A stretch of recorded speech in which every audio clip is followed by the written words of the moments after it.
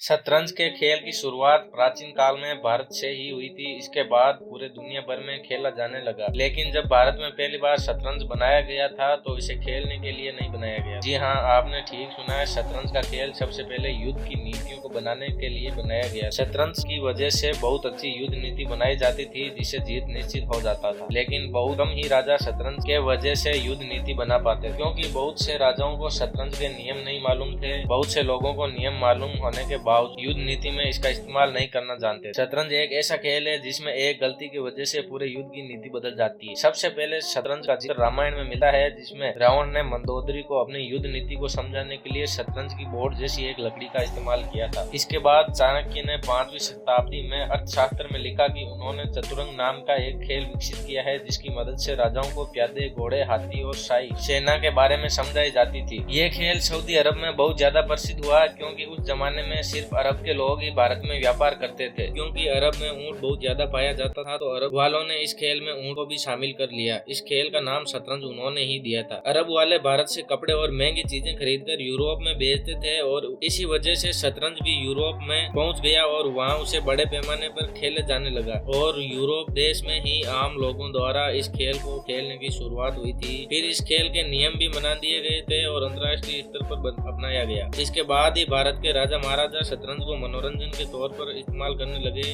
और अपने किसी खास दोस्त या फिर दरबार के मंत्री के साथ शतरंज में युद्ध नीति लगाकर खेलने लगे। और देखते ही देखते इसमें रुचि आने लगी और ये खेल के रूप में उभरने लगा। शुरुआत में तो सिर्फ राज कराने के लोग ही इस खेल को खेला करते थे, फिर बाद में आम लोग भी खेलने लगे।